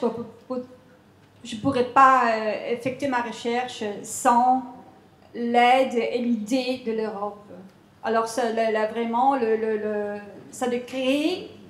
vraiment de créer des structures de recherche européennes qui m'a donné l'idée de commencer cette recherche. Rassurons-nous tous, nous ne serons pas dans l'année qui vient ni dans celle qui suit dans les ruines d'Avignon. Je vous propose de remercier les intervenants et ceux que l'on n'a pas questionnés. Nous allons enchaîner très très vite avec une interrogation à l'envers de la dignité, celle du droit à l'erreur, de qu'est-ce que c'est qu'une erreur. Donc je vais passer la parole à Mireille Besson et à Boris, s'ils veulent bien. Après, nous aurons une petite pause de 5 minutes. Nous finirons la journée un tout petit peu plus tard que prévu, mais que personne ne s'inquiète, tous les horaires seront pris en compte. Merci beaucoup. Oui, alors donc on va continuer maintenant avec un exposé qui relève des neurosciences cognitives. Donc ça va être un changement, mais nous sommes habitués ici à l'interdisciplinarité. Donc j'ai le plaisir de vous présenter Boris Burle, qui est directeur de recherche au CNRS, qui travaille au laboratoire de neurosciences cognitives à Marseille et qui, depuis de nombreuses années, s'intéresse à comment différents processus sont implémentés dans le cerveau, à savoir la prise de décision, la planification de l'action et plus récemment la détection des erreurs. Donc le cerveau sait quand il fait ou quand il va faire une erreur et vous imaginez que évidemment ça a des conséquences très importantes. Et donc Boris est vraiment un spécialiste dans ce domaine qu'il aborde en utilisant différentes méthodes d'imagerie cérébrale. Je pense que tu vas nous en parler aujourd'hui. Merci. Merci Mireille et merci à tous d'être là et merci de m'avoir invité. Alors effectivement, ça va être un petit peu différent de ce qu'on a entendu maintenant. On va essayer de s'axer sur la deuxième partie de la thématique qui est l'errance. Essayer finalement de voir mais qu'est-ce que c'est qu'errer, qu'est-ce que c'est que faire une erreur d'un point de vue de celui qui l'a fait, c'est-à-dire le cerveau. Les erreurs sont souvent très considérées de manière négative, ce qu'on pourrait appeler le côté obscur des erreurs. On voit très souvent dans des premières pages de journaux ou des grands titres l'erreur humaine qui serait la cause de beaucoup de catastrophes. Donc l'erreur est considérée comme un événement extrêmement négatif dont il faut se préserver. Et pour cela, on va mettre en place des normes, des procédures qui vont éviter les erreurs. Néanmoins, il y a aussi un aspect, un côté lumineux des erreurs humaines. Elles sont fondamentales et essentielles pour bon nombre d'apprentissages. C'est ce qu'on appelle les avantages essais-erreurs. Elles fournissent également un signal d'alerte, indiquant la nécessité de renforcer le contrôle. Oula, là, il faudrait quand même que je change un petit peu ma manière de faire parce que je viens de me tromper. C'est aussi un aspect extrêmement important, elles permettent d'explorer un répertoire comportemental. Ça vous est probablement déjà arrivé, devant votre ordinateur, de faire une mauvaise combinaison de touches, découvrir une nouvelle fonctionnalité de votre logiciel. C'est en faisant des erreurs que l'on découvre d'autres choses. Ou en se trompant sur la route des vacances, on ne prend pas la bonne sortie et on va découvrir un paysage que l'on ne connaissait pas. Et enfin, elles sont souvent vecteurs de création. Combien de découvertes, combien de nouveautés sont apparues comme ça à la suite d'une erreur que l'on a pu faire. Et donc on va essayer de voir aujourd'hui ce que l'on sait des erreurs d'un point de vue de celui qui les commet, c'est-à-dire notre cerveau. Alors, moi je suis expérimentaliste, donc on va commencer par une petite expérience, si vous êtes d'accord, qui va vous permettre de comprendre un petit peu ce que l'on fait. Alors l'expérience est très simple. Vous vous demandez de nommer le plus rapidement possible la couleur avec laquelle est écrit le mot. D'accord ? Vous pouvez le faire à voix haute, comme ça permettra d'avoir des mesures globales de la capacité, ou vous pouvez le faire de manière interne comme vous voulez. Vous êtes prêts ? On y va.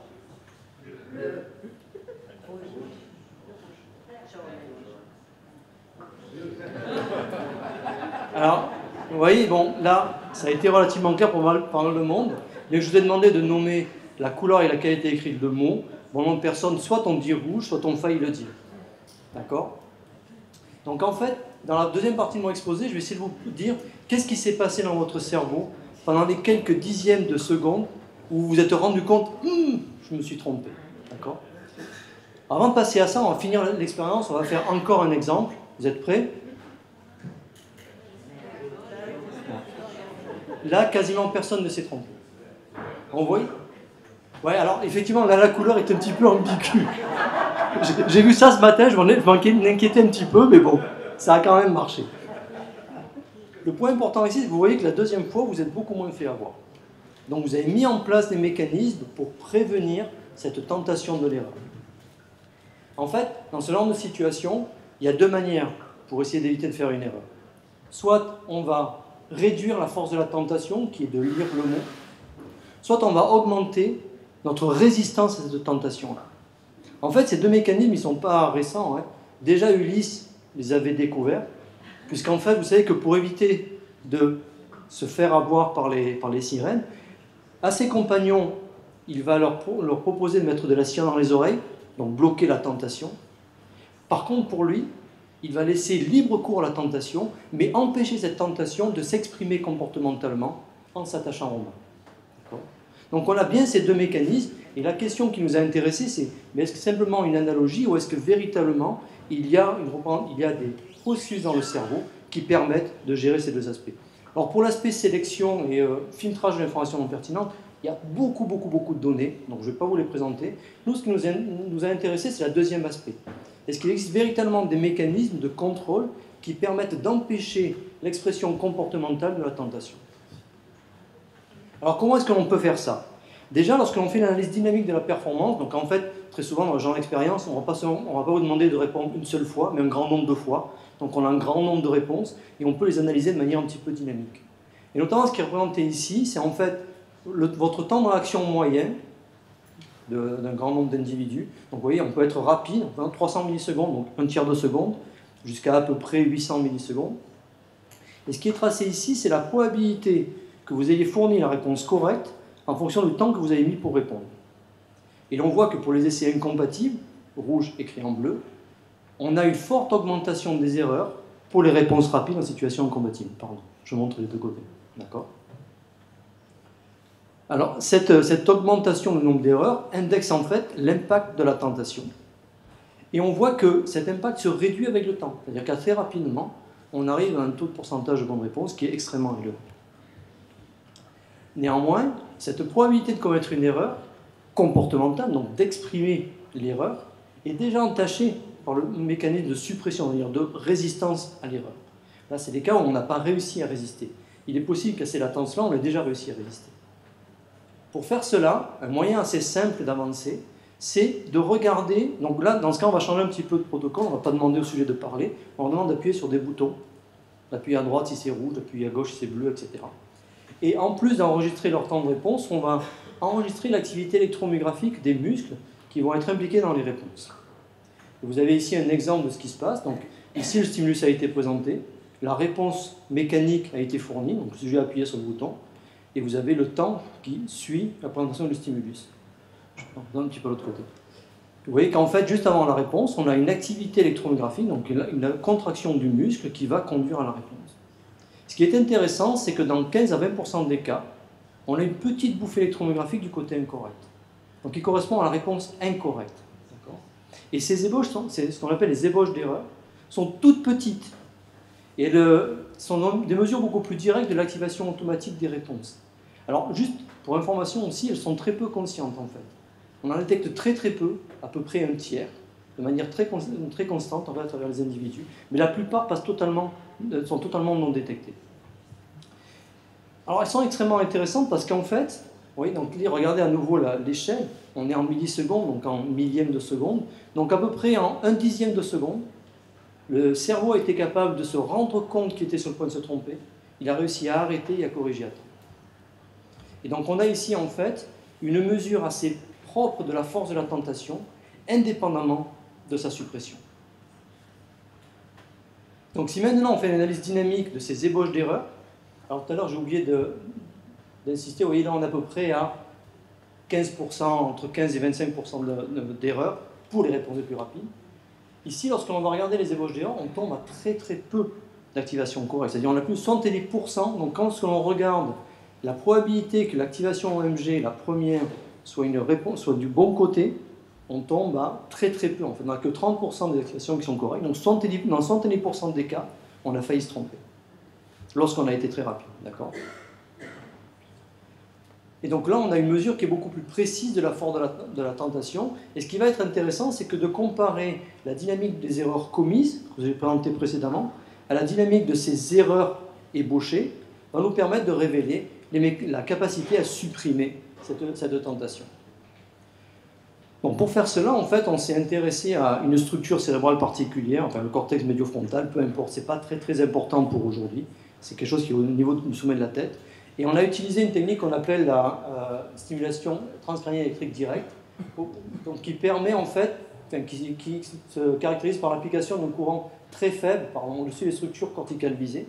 Et selon la nature du courant appliqué, donc anodal ou cathodal, positif ou négatif, on va pouvoir, la structure sous-jacente sera soit plus excitable, soit moins excitable. Et donc lorsqu'on applique ça, en fait, on va d'abord se focaliser sur la première partie. Donc là, excusez-nous, de temps en temps, les scientifiques sont un petit peu vicieux parce qu'ils inversent l'ordre de présentation des choses. Ici, en fait, on a la proportion d'activation incorrecte, non pas la proportion d'activation correcte. Donc c'est pour ça que les figures sont inversées, mais c'est exactement la même chose.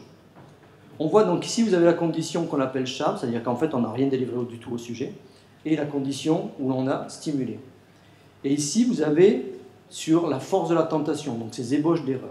Donc vous voyez qu'en fait, il n'y a aucun effet de la stimulation sur la force de la tentation. Donc de stimuler cette structure-là ne modifie en rien notre tendance à réagir vers l'attribut non pertinent du stimulus. Par contre, on a un effet sur le nombre, sur les erreurs comportementales. C'est-à-dire qu'en fait, on va avoir un effet sélectif sur la capacité à rattraper une activation incorrecte. Alors, peu importe la structure que c'est, mais en tout cas, ce qui était intéressant ici, c'est que ça nous montre qu'il y a bel et bien un mécanisme de suppression de la tentation qui est indépendant de la force de la tentation. Alors, je vous ai dit tout à l'heure qu'on allait également parler de ce qui s'est passé, ce que vous avez ressenti tout à l'heure, ce que vous avez failli vous tromper. Et ce que l'on sait de cela vient très largement d'études d'enregistrement électroencéphalographique de l'EEG. Alors, qu'est-ce que c'est que l'EEG? En fait, on pose des électrodes sur la tête des sujets. Et grâce à un gel conducteur qui permet de faire passer le courant, on va arriver à enregistrer les variations d'activité électrique du cortex. Alors, un des problèmes en fait liés à cette technique, c'est que l'on va enregistrer à la surface, donc à la surface du cuir chevelu, les activités qui sont générées dans le cerveau. Et les différents tissus qui séparent l'activité neuronale qui nous intéresse de ce que l'on va enregistrer, ces différents tissus sont très résistants. Ça va entraîner une diffusion des courants énormes. Et ça pose, donc on a une vision très floue de la vraie activité cérébrale. Juste pour vous donner un exemple, voilà le genre de topographie qu'on peut avoir. Donc ça, c'est une représentation au-dessus de la tête de l'activité que l'on a lorsque le sujet est en train de fournir une réponse de la main droite. Donc en fait, vous avez ici le cortex moteur, et il y a un très léger, un petit peu moins de rouge, si vous voyez, un petit peu moins de rouge qu'ailleurs, mais c'est extrêmement diffus. Bon, il y a quand même des techniques qui permettent d'améliorer un petit peu la résolution spatiale, et secondairement d'ailleurs temporelle. Et donc vous avez ici les mêmes activités après application de ces transformations. Ce n'est pas très important, on ne va pas y rentrer dans les détails, mais ça a permis, dans le cas des erreurs, de révéler un certain nombre de choses qui étaient complètement masquées. Alors, qu'est-ce que l'on sait des erreurs? En fait, dans les années 90, Michael Falkenstein et son équipe, en fait, ont redécouvert des choses qui avaient été déjà rapportées chez le singe, mais qui avaient été oubliées. Et ils ont observé que, donc vous avez ici le décours temporel d'un essai, le sujet a fourni sa réponse à ce moment-là. Donc, soit une réponse correcte, ici, soit une réponse erronée. Vous voyez qu'on a une très forte, en fait on a deux fortes réponses lorsque le sujet se trompe. Une première extrêmement précoce, donc en fait cette activité démarre à peu près au moment où on est en train de se tromper. Quelques millisecondes, en fait on verra une trentaine de millisecondes après le début de l'activité électromyographique qui va conduire à l'erreur. Et c'est suivi par une deuxième activité, beaucoup plus tardive, qui est de très grande amplitude. Cette première activité, qui semblait en tout cas spécifique des erreurs, a été appelée error negativity ou error related negativity. En fait, grâce à la technique dont que je vous ai présenté très rapidement précédemment, donc calcul de la patiente surface, on a pu retrouver cette activité. Donc là maintenant, on a l'activité qui est calée sur le début de l'EMG, on a une grande onde lorsque les sujets se trompent, mais on observe également une activité un petit peu moins ample, mais de même topographie, de même caractéristiques, dans le cas des ébauches d'erreur, quand on a failli se tromper. Et, de manière plus importante, on a également une activité très comparable lorsqu'on a fourni une réponse correcte. C'est-à-dire qu'en fait, contrairement à ce qui était considéré précédemment, on n'a pas quelque chose qui est spécifique de l'erreur, mais on a quelque chose qui est graduel en fonction de l'erreur. On a quelque chose qui est présent dans toutes les réponses, qu'elles soient correctes, que l'on ait failli se tromper ou que l'on se soit complètement trompé. Et c'est bel et bien la même activité, puisqu'en fait, donc, je vous ai dit, on enregistre à la surface du cuir chevelu, mais les techniques permettent d'inférer quels sont les générateurs corticaux des activités que l'on enregistre. Juste pour vous donner une idée, c'est un petit peu comme quand, s'il y a un tremblement de terre, on va ressentir le séisme un petit peu de partout, et on va, par triangulation, estimer où est l'épicentre. C'est un petit peu le même genre de problème, sauf que nous, on n'a pas un seul épicentre, on a un très grand nombre d'activités, et que donc le problème devient mathématiquement beaucoup plus compliqué. Mais on peut quand même arriver à s'en sortir, et donc on avait montré que ce soit dans les réponses correctes, dans les ébauches d'erreur ou dans les erreurs, sont bien les mêmes générateurs de toutes ces activités-là. Donc on a bien un même mécanisme qui est modulé en amplitude en fonction de la qualité de la réponse. Et on a récemment pu confirmer cela grâce à des enregistrements intracérébraux chez les patients épileptiques. Vous savez que chez certains patients épileptiques qui sont résistants au traitement pharmacologique, on est obligé de chercher leur foyer épileptique pour pouvoir l'enlever. Et dans ce cas-là, on va mettre les électrodes directement dans leur cerveau. Donc ces personnes-là sont là en fait dans le service pendant entre 1 et 3 semaines. Elles n'ont pas grand-chose à faire, si ce n'est qu'il faut attendre qu'elles aient une crise pour savoir d'où elles viennent. Et donc, vu qu'ils n'ont pas grand-chose à faire, ils sont souvent très contents de passer les expériences. Donc on peut les utiliser à cette fin-là. Et donc on a pu confirmer, grâce à les électrodes qui sont rentrés directement dans le cerveau. Donc là, on n'a pas de problème d'ambiguïté, d'inférence, d'où ça vient, puisqu'on est directement au niveau de la source. Et on a pu confirmer qu'effectivement, on retrouve ces activités, donc à la fois dans les erreurs, dans les ébauches et dans les réponses correctes, dans une structure qui n'était pas forcément celle que tout le monde supposait, parce qu'en fait, la plupart des gens supposaient que c'était un petit peu plus bas ici. Et en fait, c'est cette structure-là que l'on a stimulée précédemment, dans ce que je vous ai montré, comment est-ce qu'on a pu jouer sur la force, sur la résistance, sans jouer sur la force de l'intention. Donc c'est les mêmes structures qui réagissent en fait aux erreurs. Il y a également une autre activité qui est extrêmement intéressante, qui était elle, donc beaucoup plus dans une autre structure, peu importe, et qui avait des caractéristiques plus particulières. Notamment, elle apparaît plus tard, à peu près 300 millisecondes après l'erreur, alors tout à l'heure on parlait de 30 millisecondes, c'est extrêmement précoce.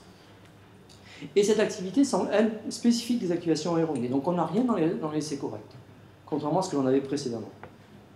Et donc ça nous a amené à proposer qu'en fait, le mécanisme de détection de l'erreur se fait en fait en deux temps. En deux temps et dans deux espaces différents. On a une première étape précoce qui serait en fait une évaluation paramétrique de notre action.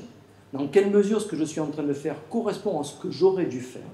Et il reste la question de savoir comment est-ce que le système sait ce qu'il aurait dû faire, ce qu'il est en train de faire. Et ça, c'est une question qui est encore largement ouverte. Donc une première étape où l'on a une évaluation paramétrique de la performance.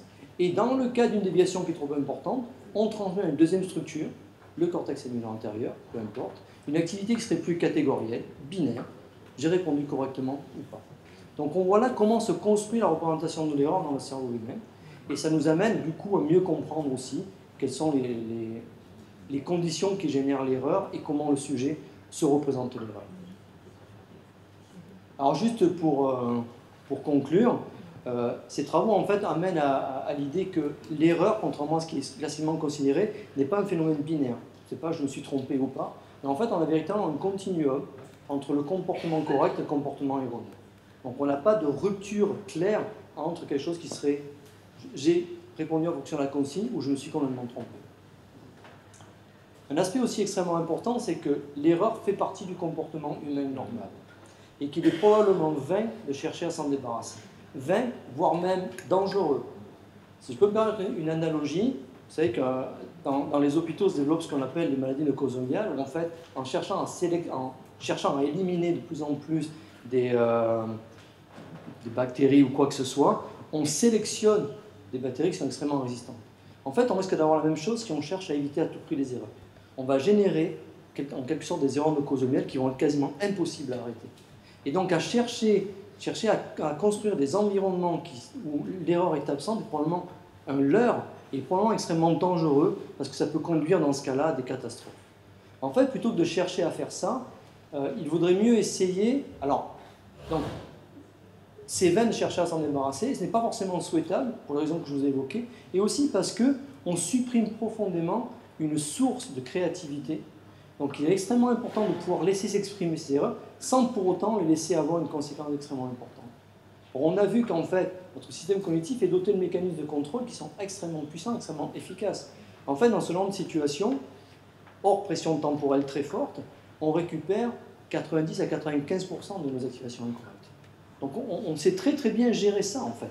Donc laissons le système être capable de rattraper ces erreurs. En fait, les grosses catastrophes qui sont liées à des erreurs humaines, quand on les analyse, on se rend compte que oui, il y a eu une erreur humaine, mais surtout il y avait l'impossibilité totale de rattraper son erreur.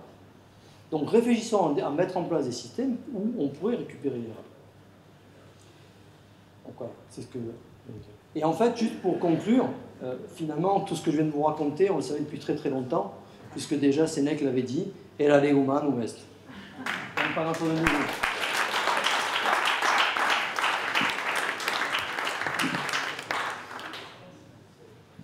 Merci Boris de nous avoir expliqué aussi clairement pourquoi les erreurs sont importantes et de nous l'avoir montré expérimentalement, même si ce sont des idées anciennes.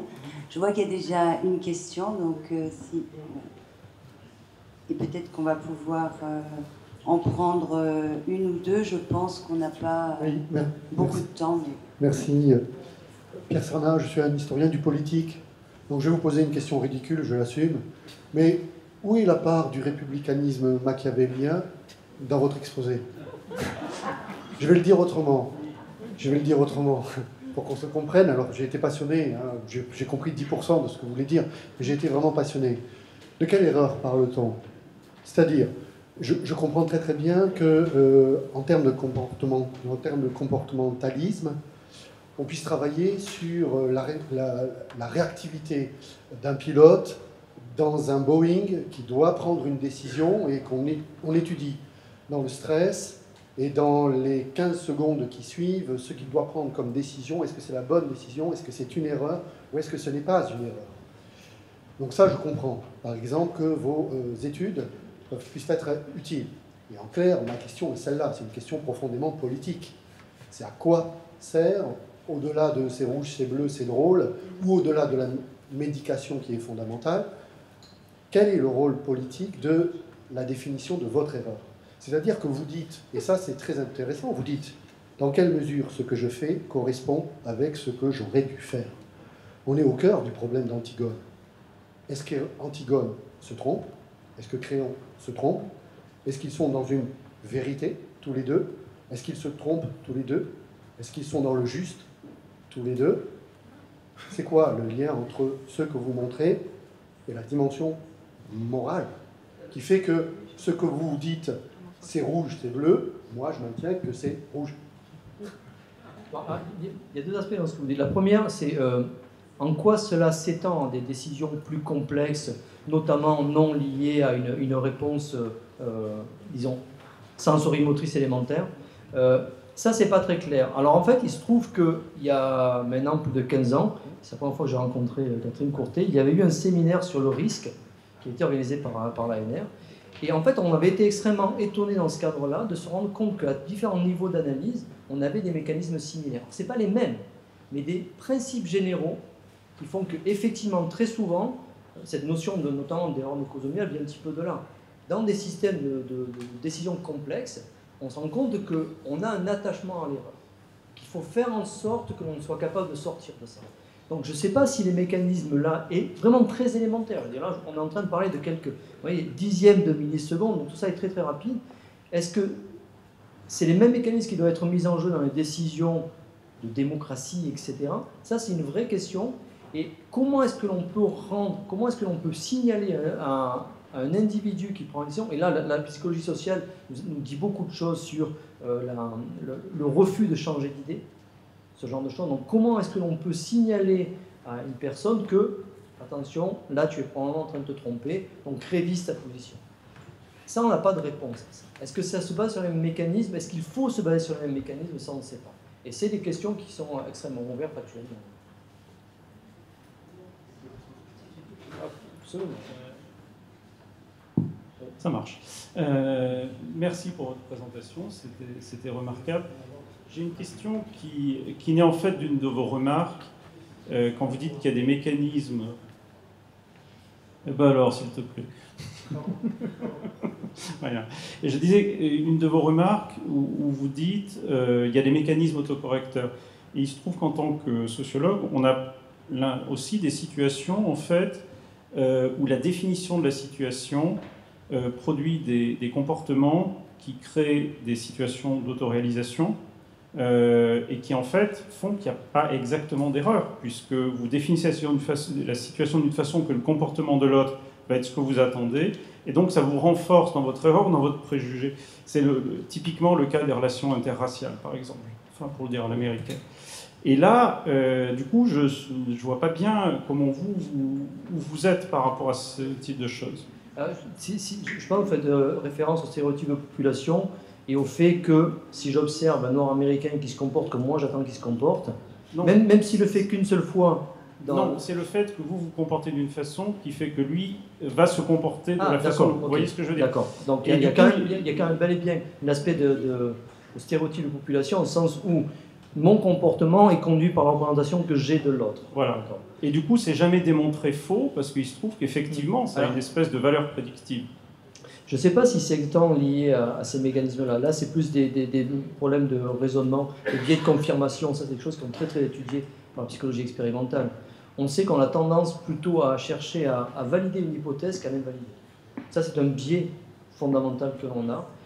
Et donc, si c'est le cas, donc, il y a des collègues qui avaient travaillé là-dessus. En fait, c'est pas exactement le même mécanisme. Il y a quelque chose qui est en commun. Il n'y a plus la diapositive. La deuxième partie de ce signal d'erreur, dans le cortex cingulaire, elle est également sensible au feedback. C'est-à-dire, si vous faites une action que vous ne savez pas si elle est bonne ou pas, que je vous dis que vous vous êtes trompé, c'est cette région-là qui va s'activer. Donc on est en train d'essayer de voir qu'est-ce qu'elle fait véritablement. Et pourquoi est-ce qu'elle dysfonctionne en certains cas. Parce qu'en fait, c'est ça qui se produirait probablement. C'est-à-dire que je refuse de voir tous les cas où le feedback que je reçois est erroné. Puisque même si moi, je biaise mon comportement, il y a quand même, si j'observe correctement, il y a plein de cas où l'autre ne va pas se comporter comme mon filtre le prédit. Donc je devrais pouvoir être réceptif à ça. Et alors probablement qu'on ne l'est pas. Mais ça, il n'y a pas de... Enfin, je ne connais pas de données réellement là-dessus, mais si je devais faire une prédiction, c'est que c'est ce deuxième temps de la détection de l'erreur qui dysfonctionne. Je ne suis pas capable de lire le feedback. Il y a un problème épistémologique, c'est qu'aucune théorie vous donnera des réponses systématiquement justes. Il y a toujours une marge d'erreur dans vos théories, ça fait partie de la théorie. Bon, une théorie, elle est dépassée que par une autre théorie. Et là où c'est important, c'est que c'est vous qui allez créer des réponses qui vont être majoritairement identiques à ce que prévoit votre théorie, parce que c'est vous qui créez les conditions du feedback. Et ça devient extrêmement complexe. Je ne suis pas sûr que le cerveau soit exactement armé pour ce genre de choses. En fait, le problème est qu'il ne l'est pas armé parce que lui-même crée les conditions pour ne pas l'être. Puisque justement, on vous le dit, il se met dans la situation, il va confirmer. De toute façon, peu importe ce qui se passe, il va vouloir confirmer son hypothèse. Donc ça, je ne sais pas si là, en fait, on est hors du système d'erreur. Puisque le système se met dans une situation où il ne peut pas avoir d'erreur. Donc je ne sais pas si là, on peut véritablement apporter quelque chose. Il faudrait pouvoir amener le système à se rendre compte de son biais a priori, et non pas d'évaluer a posteriori. On m'a enlevé le micro, donc je crois que c'est le moment où j'arrête de parler. En général, c'est un signe. Est-ce qu'il n'y a pas deux... Est-ce qu'il n'y a pas deux choses assez différentes? Il y a les erreurs, il y a les confirmer ou pas des actions spécifiques, et confirmer ou pas des systèmes d'interprétation. Est-ce que là, les règles du jeu ne sont pas totalement différentes? Donc ça, ce que j'évoquais précédemment, dans le cadre du séminaire sur le risque, ça a été assez étonnant de voir comment, à différents niveaux d'analyse, on tendait vers des systèmes de régulation qui étaient assez comparables. Dans quelle mesure ils sont identiques ou simplement comparables, ça c'est une autre question. Mais ça avait été très très étonnant de voir comment vraiment, au niveau le plus élémentaire jusqu'à des décisions politiques, on avait des mécanismes qui étaient extrêmement similaires. Je vous remercie pour vos questions et je suis sûre qu'il y en a d'autres, mais malheureusement, nous devons maintenant faire une petite pause. Mais je suis sûre que Boris sera ravi de répondre à d'autres questions si vous le souhaitez.